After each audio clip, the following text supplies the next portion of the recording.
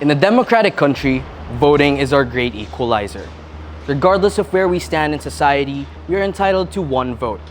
A vote to choose a party list who will represent us in the government. But in a nation where dynasties rule the political landscape and dishonest politicians glory under the spotlight, how can we ensure that the plights of the masses are recognized? How can the underrepresented and marginalized truly be seen in a legislative chamber? As we draw closer to the 2025 national elections, it is crucial that we discuss the party list system.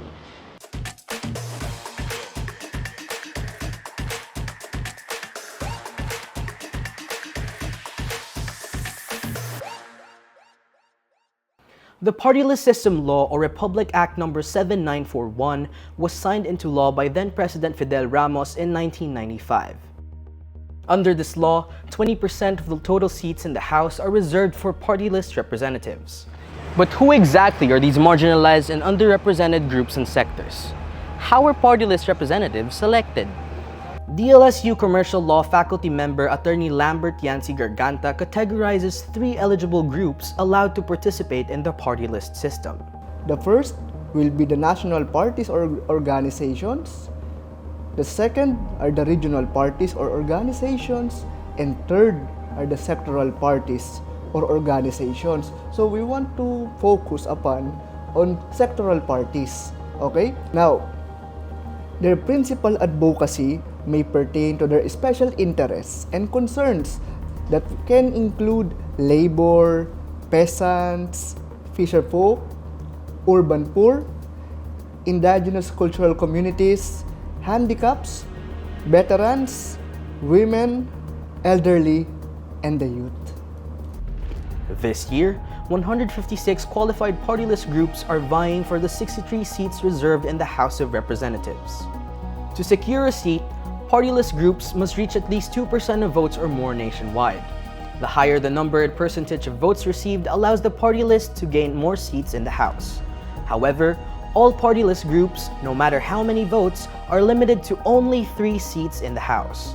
If all groups that reached at least 2% of votes have already been allocated seats, the rest of the remaining seats will be distributed to other party lists depending on who got the highest votes. However, the party list system has its ambiguities. For instance, the seemingly lax qualifications for running have allowed political dynasties to expand their power. Dr. Telebert Laok, a political science and international studies professional lecturer at DLSU, shares his observations on the phenomenon. Over time, the process or the rules for participating in the party list has changed. Now it has been loosened in order to accommodate practically any group that wants to run in the elections under the party list system. The party list system is already exploited by members of political families.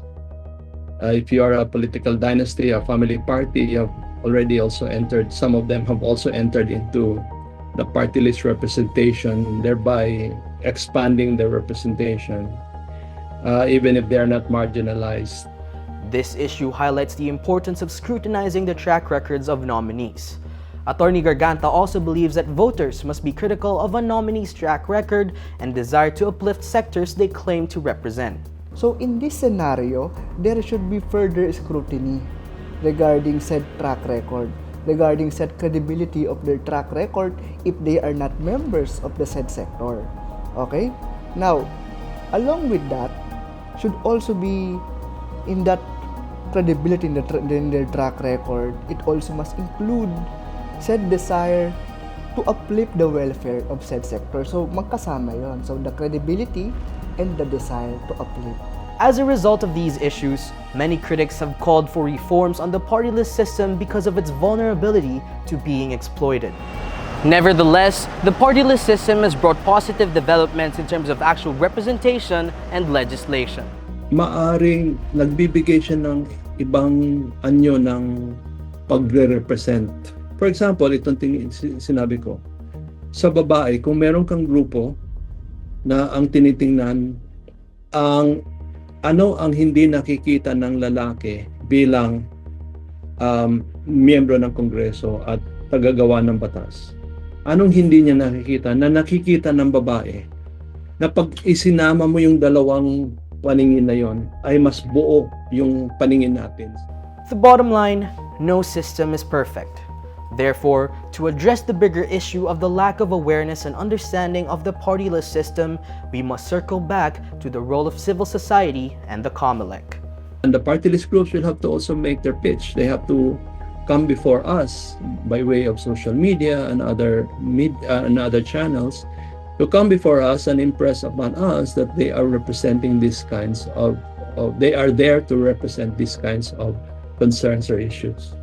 In the upcoming elections, remember that we only have one vote. The choice to pick who gets to represent our values and advocacies is in our hands. Will you let the dynasties and the corrupt rule and prosper? You decide. This has been Samuel Book for Arch News, Animo Lasal.